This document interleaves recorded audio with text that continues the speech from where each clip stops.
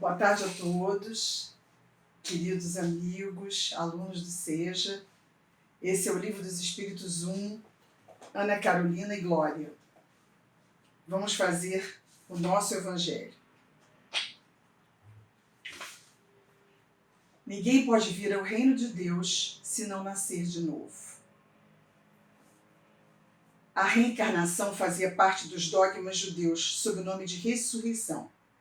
Só os saduceus, que pensavam que com a morte tudo se acabava, não acreditavam nela. As ideias dos judeus sobre esse ponto, assim como sobre muitos, não estavam claramente definidas, porque eles só possuíam noções vagas e incompletas sobre a alma e sua ligação com o corpo.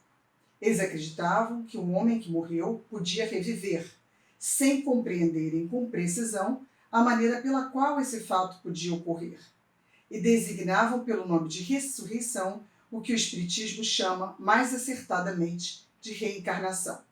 Efetivamente, a ressurreição faz supor o retorno à vida do corpo que morreu, e que a ciência demonstra ser materialmente impossível, principalmente quando os elementos desse corpo já foram há muito tempo dispersos e absorvidos.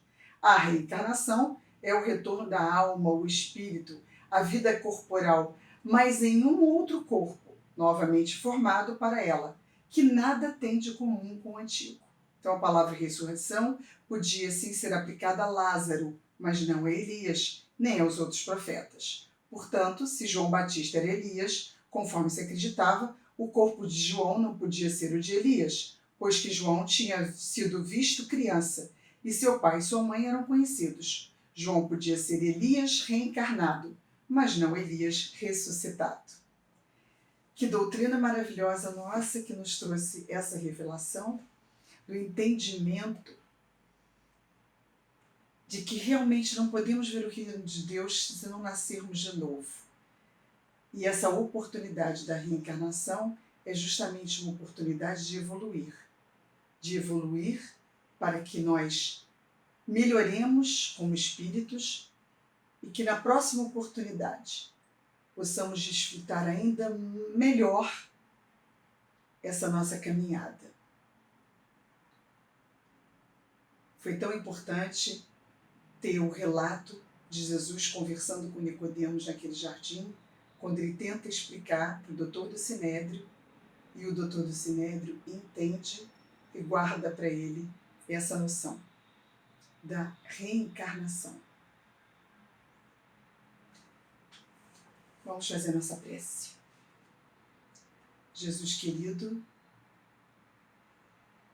espiritualidade amiga, que nos acompanha e nos inspira, pedimos a sustentação e o amparo para a tarde de hoje, para os nossos estudos do Livro dos Espíritos, que nós possamos ter as nossas consciências expandidas para termos a oportunidade de saber aplicar em nossas vidas essas lições tão raras. Acompanha-nos, nos trazendo serenidade para o momento que estamos vivendo em todo o nosso planeta. Graças a Deus. Bem, queridos, hoje então a gente vai dando continuidade ao capítulo 1 ainda do Livro dos Espíritos, com as questões de 9 a 16. As primeiras 3 questões, que são de 9 a 9, ainda está ligada ao provas da existência de Deus. E a 10, 11, 12 e 13 vão falar dos atributos da divindade. E depois, a 14, a 15 e 16 vão falar sobre panteísmo. Então vamos estudar juntos, através não só do Livro dos Espíritos, mas também da Gênese de Allan Kardec, que nos traz muita elucidação sobre essa questão de acreditar, ou seja, de aceitar Deus como inteligência única, suprema, criador de todas as coisas. E na questão 9, Kardec vai perguntar à espiritualidade: em que é que na causa primária se revela uma inteligência suprema e superior a todas as inteligências. E a espiritualidade vai responder: tendes um provérbio que diz, pela obra se reconhece o autor. Pois bem, vede a obra, procurai o autor. O orgulho é que gera a incredulidade. O homem orgulhoso nada admite acima de si. E por isso é que ele se denomina a si mesmo de espírito forte. E a espiritualidade ainda dá um puxãozinho de orelha. Pobre ser, que um sopro de Deus pode abater. Na realidade, a espiritualidade nessa questão está nos chamando a atenção para que nós nos lembremos que os nossos vícios, ainda que trazemos conosco, o orgulho, o egoísmo, que são as maiores chagas, nos impedem de fazer essa evolução mais tranquila, mais assertiva. Porque nós achamos que somos donos da verdade, nos achamos independentes e acabamos nos esquecendo do Criador. É só isso.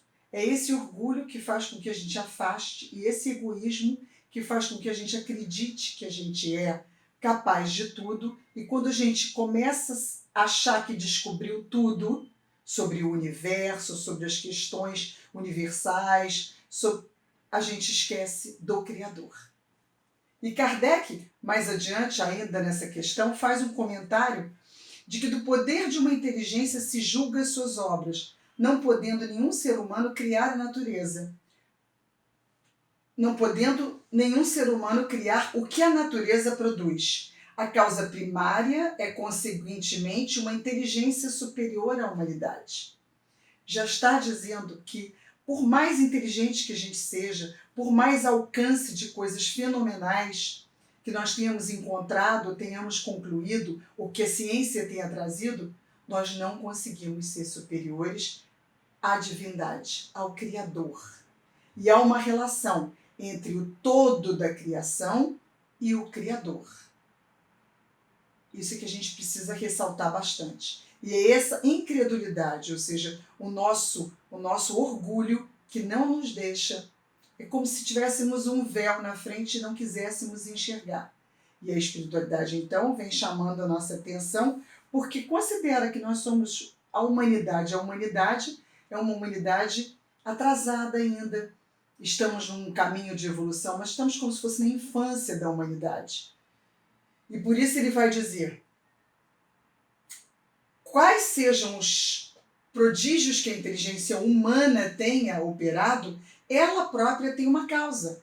Então, quanto maior for o que opere, tanto maior há de ser a causa primária. Aquela inteligência superior é que é a causa primária de todas as coisas, seja qual for o nome que lhe deem.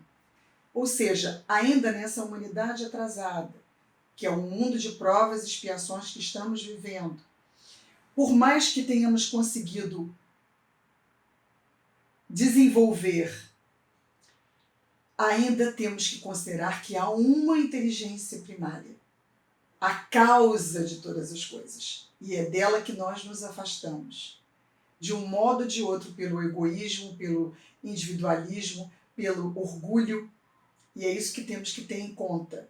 E a espiritualidade vai nos chamar. E Deus, qualquer nome que lhe deem, Deus foi o nome mais usado por todas as religiões, todas as filosofias, todas as que trataram de entender, ou pesquisar, ou estudar a causa primária, a inteligência suprema. Continuando aqui, nós passamos agora aos atributos da divindade, que são as questões 10, 11, 12 e 13. Kardec pergunta: pode o homem compreender a natureza íntima de Deus? E a espiritualidade, os espíritos superiores, respondem taxativamente: não. Falta-lhe para isso o sentido. Falta-lhe para isso o sentido, ou seja, no fundo, ainda falta muito para nós entendermos essa natureza íntima de Deus. Vamos um dia conseguir entendê-la, mas nesse processo em que estamos, nessa infância da humanidade, ainda não podemos ter o alcance. nós nos lembramos que certos espíritos, como cientistas, filósofos, na erraticidade, na espiritualidade, trabalham ainda muito em prol do nosso bem, em prol da nossa evolução, e eles mesmos, por mais superiores patamares que tenham alcançado, ainda não conhecem profundamente a natureza íntima de Deus. Porém, eles já têm maiores nuances do que essa natureza é capaz de fazer. Claro que as mentes desses espíritos já são mais dilatadas, mais expandidas, e eles já têm uma experiência de tantas pesquisas e de tantas lutas e de tantos passos nessa evolução na nossa frente, que ainda nos trazem muitas notícias de que nessa nossa caminhada evolutiva vamos conseguir perceber a natureza íntima de Deus, mas ainda nos falta muito. Lembramos que quando Jesus disse, eu e o Pai somos um, é mais uma prova de que evolução espiritual estava esse ser, que intimidade com o Pai ele tinha, que natureza íntima ele conhecia num nível que ainda é inalcançável para a gente, é impensável para a gente. Mas seremos um dia. Kardec ainda vai pontuar na questão 11, será dado um dia ao homem compreender o mistério da divindade? Por que mistério? Porque ainda somos muito materialistas. Então ele pergunta ainda sobre os mistérios, sugerindo assim que para a nossa evolução nós teremos muitos passos a alcançar ainda. Quanto não mais tiver o espírito obscurecido pela matéria, é aí que vamos conhecer um pouco do mistério da divindade, dessa natureza íntima de Deus.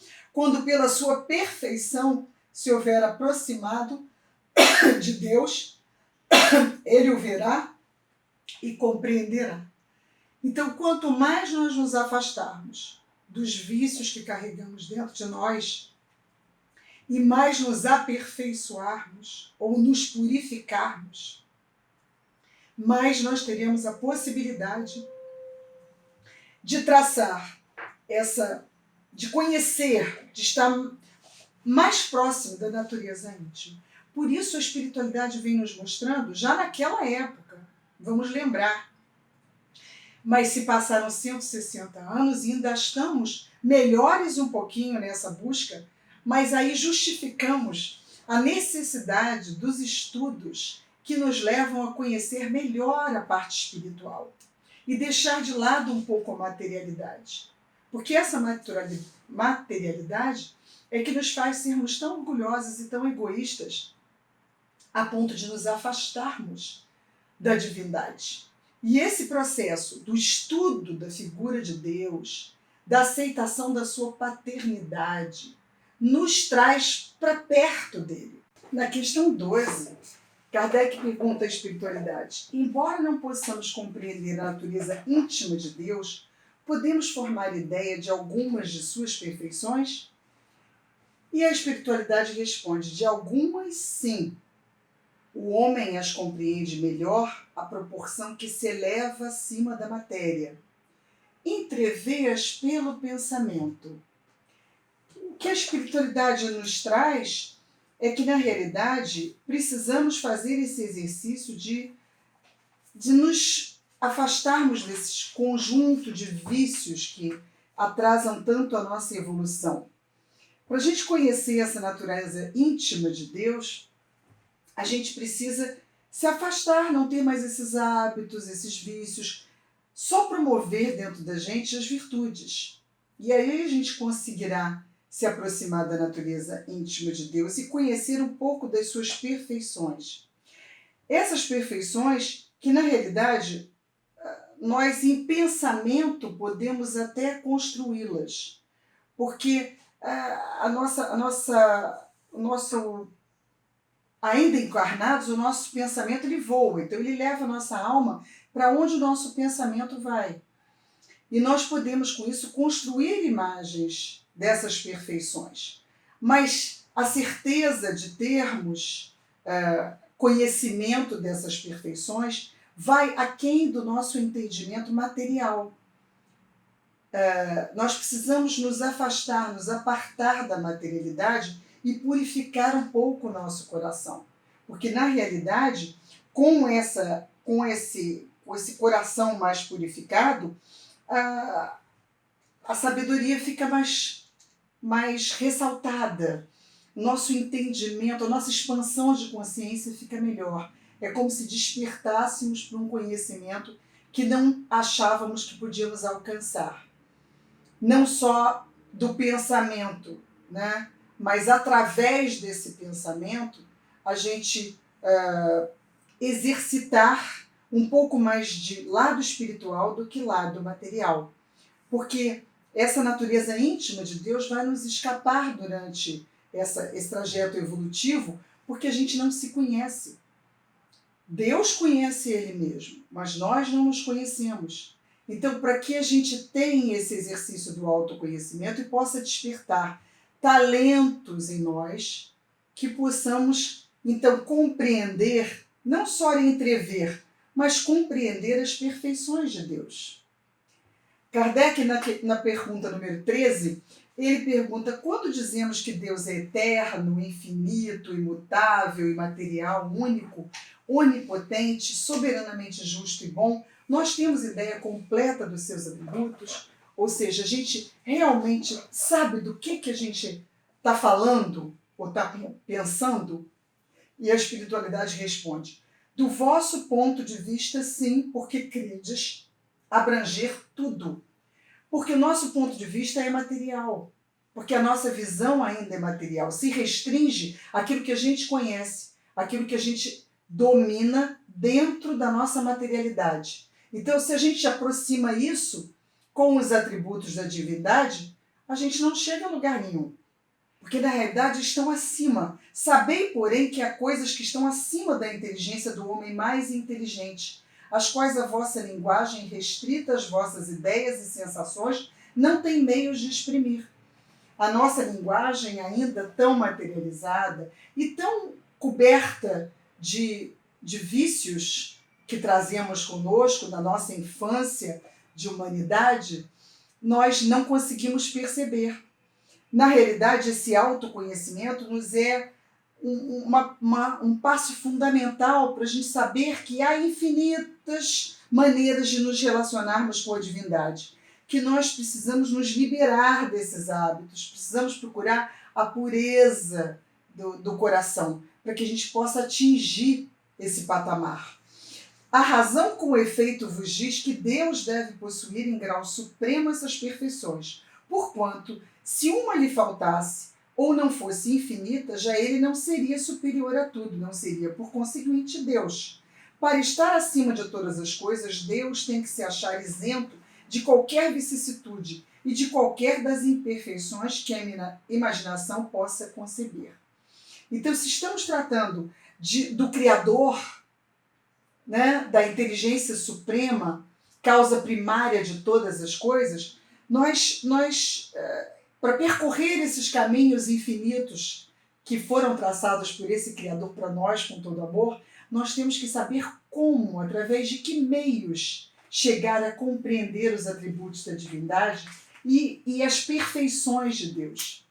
Quando Allan Kardec fala no Evangelho segundo o Espiritismo que fora da caridade não há salvação, ele quer com isso pontuar que a benevolência, a fraternidade, a indulgência, a paciência, a forma sensata, gentil de se tratar a vida, a inter-relação dos seres, de se conviver dentro da humanidade, é uma necessidade.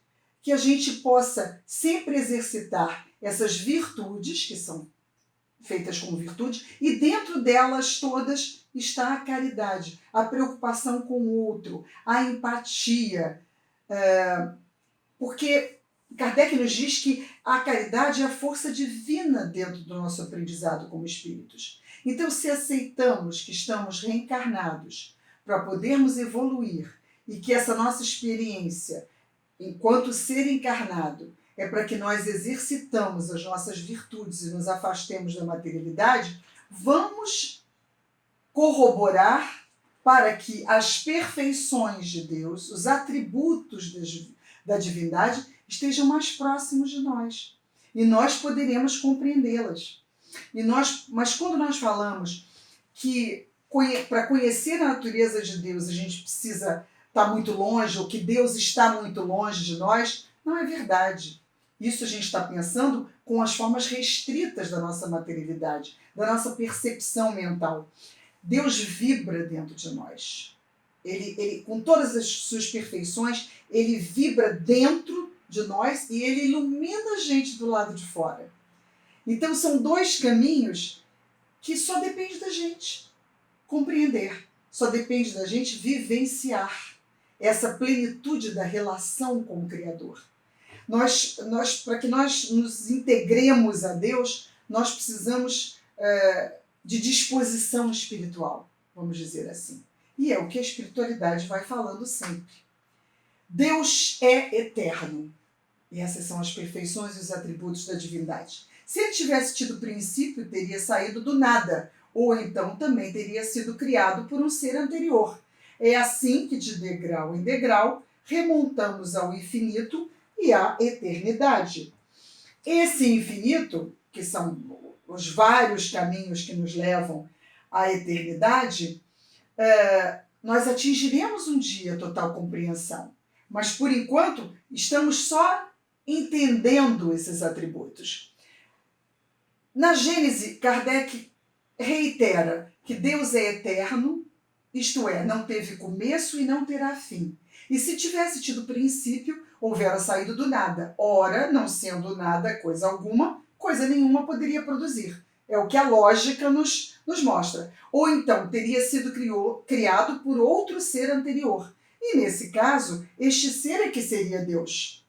Porque se lhe supuséssemos um começo ou um fim, poderíamos conceber uma entidade existente antes dele e capaz de lhe sobreviver e assim por diante ao infinito. Ficaríamos num ciclo vicioso, querendo sempre encontrar quem criou Deus. Se ele é a inteligência suprema e causa primária, então não há nada antes dele.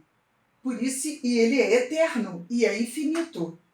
É imutável. Se estivesse sujeito a mudanças, as leis que regem o universo, nenhuma estabilidade teriam.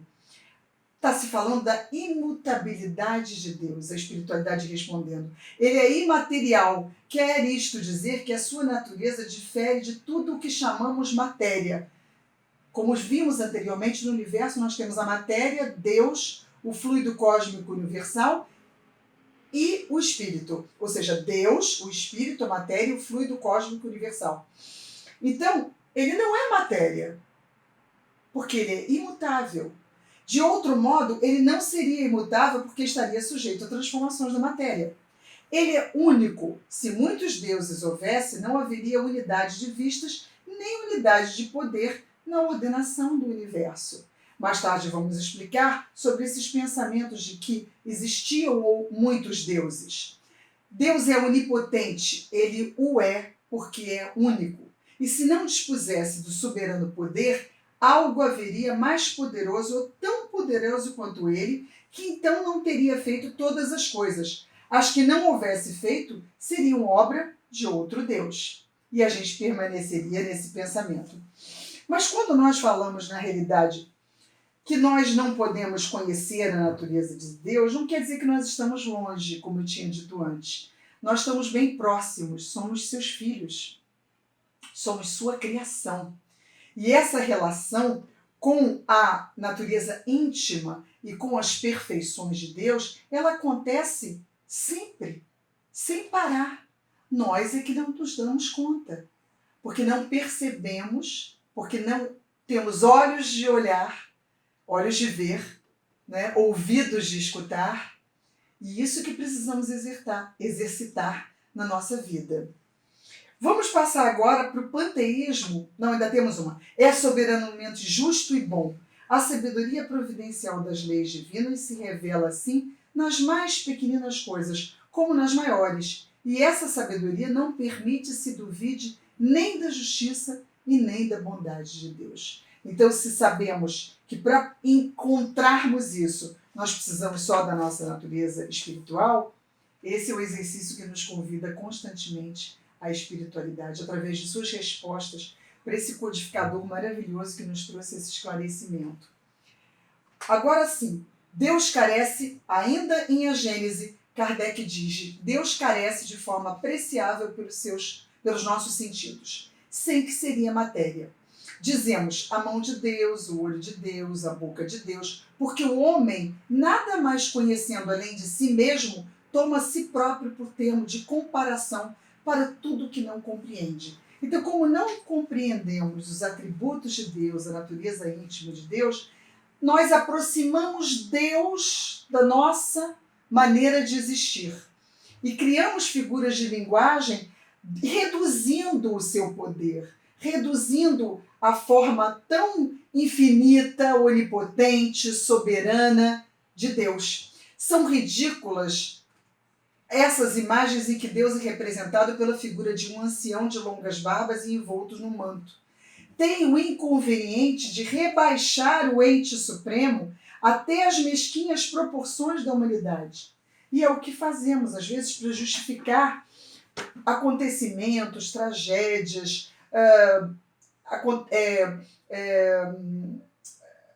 mortes coletivas, tudo isso que se passa de negativo, para justificar, vamos criando uma figura humanoide de Deus, como se ele fosse um ser que tivesse raiva, que tivesse ciúme, que fosse colérico, que se apartasse de nós com todas essas atitudes numa postura de castigo, numa postura de punição.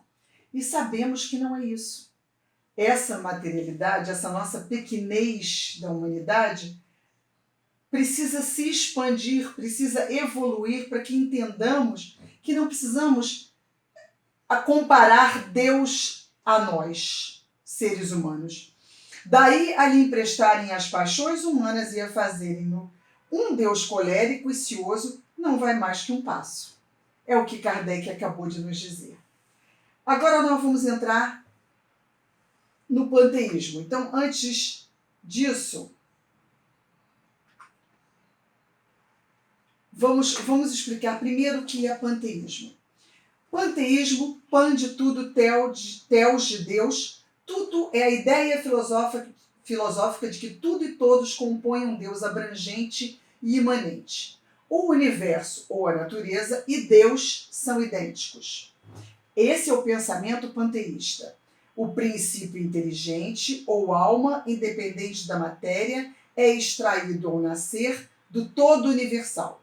Individualiza-se em cada ser durante a vida e volta, por efeito da morte, à massa comum como as gotas de chuva ao oceano.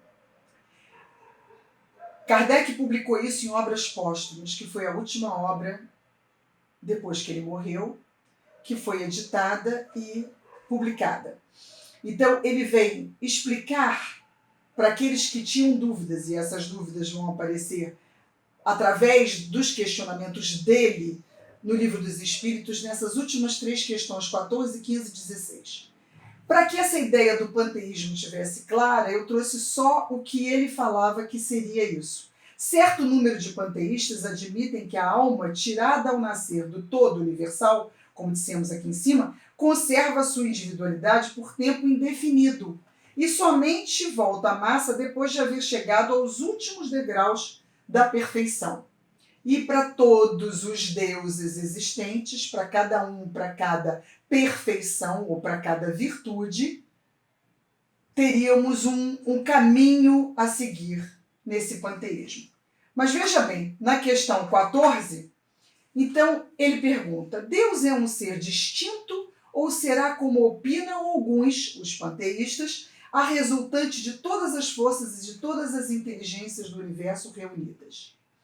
Se fosse assim, responde a espiritualidade, Deus não existiria, porquanto seria efeito e não causa. E ele não pode ser ao mesmo tempo uma e outra coisa. Deus existe, disso não podeis duvidar. E é o essencial. A espiritualidade é bem taxativa.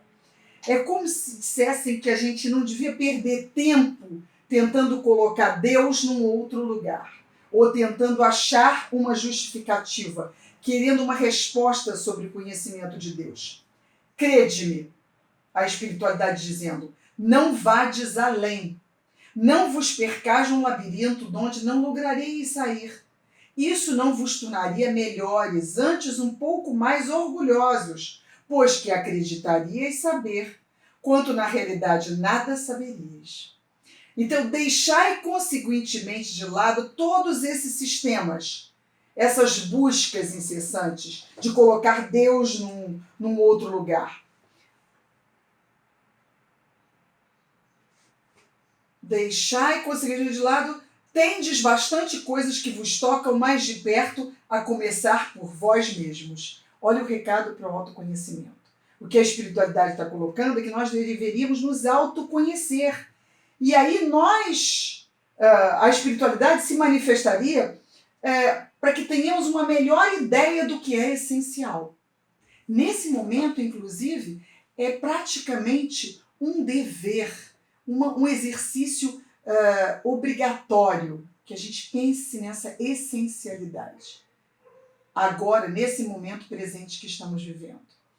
É como se a gente quisesse saber mais saindo do foco do que nos interessa para trazermos para a nossa evolução. O que nos interessa é essa essencialidade. Estudai as vossas próprias imperfeições, a fim de vos libertardes dela, o que será mais útil do que pretenderdes penetrar no que é impenetrável. A espiritualidade, respondia Kardec, era muito assertiva, muito direta. Ainda na questão 15, o que se deve pensar da opinião segundo a qual todos os corpos da natureza, todos os seres, todos os globos do universo seriam partes da divindade e constituiriam em conjunto a própria divindade, ou por outra, que se deve pensar da doutrina panteísta? Na época, estava se discutindo, vamos dizer, alargando a doutrina panteísta. E Kardec, então, queria encontrar um bom argumento que se opusesse a isso, para poder provar que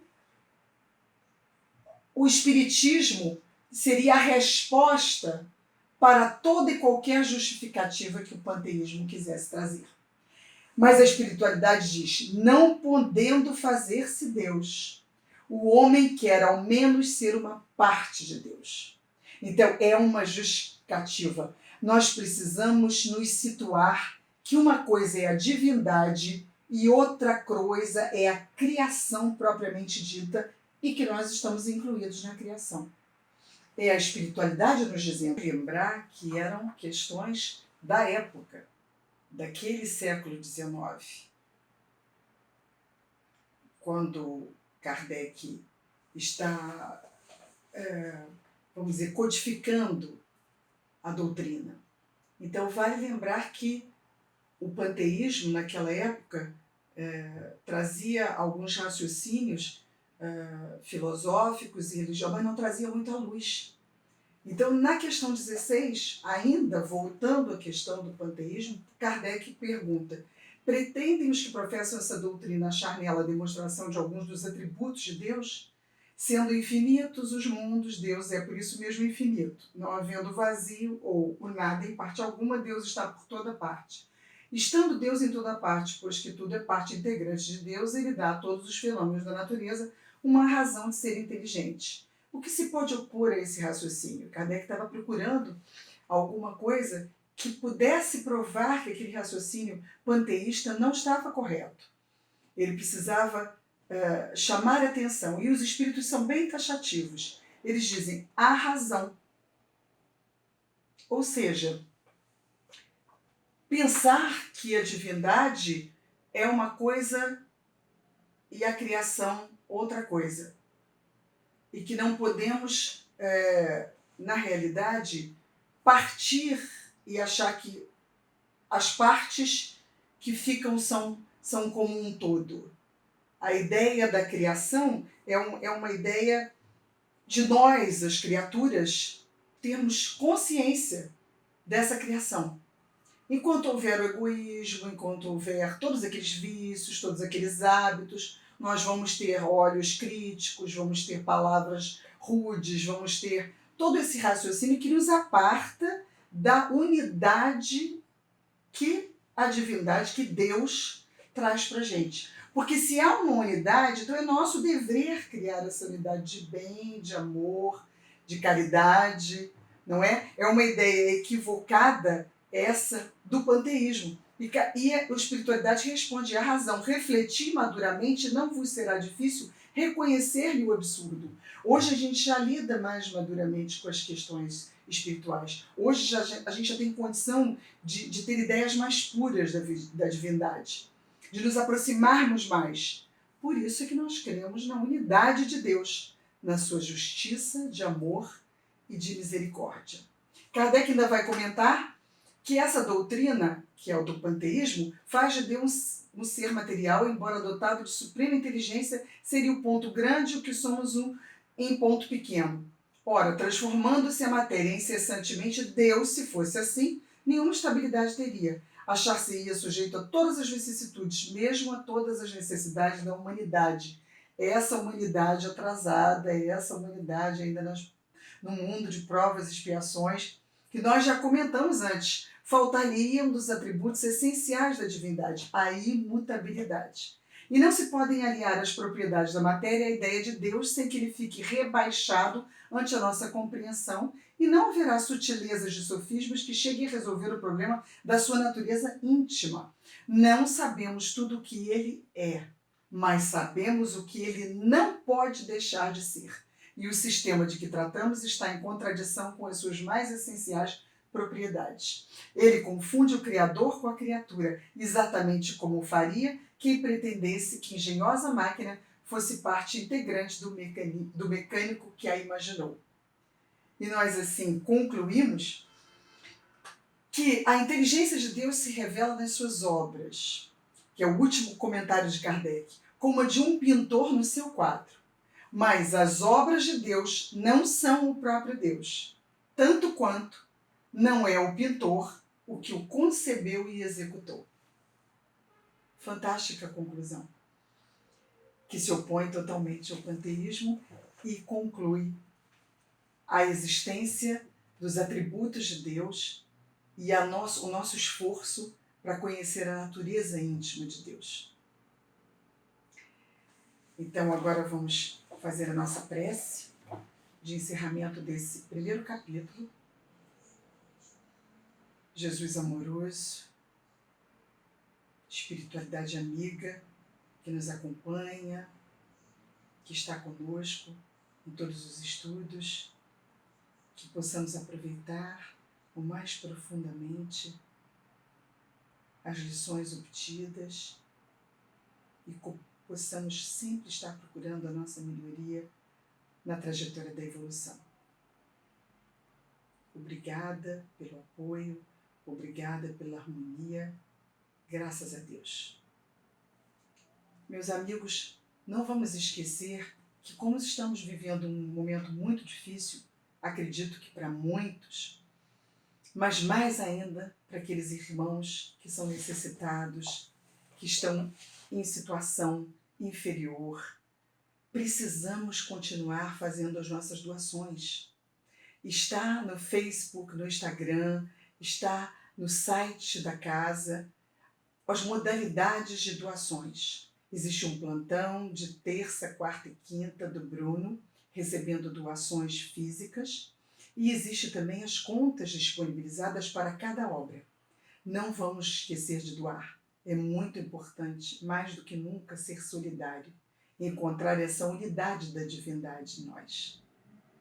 Muito obrigada, boa tarde.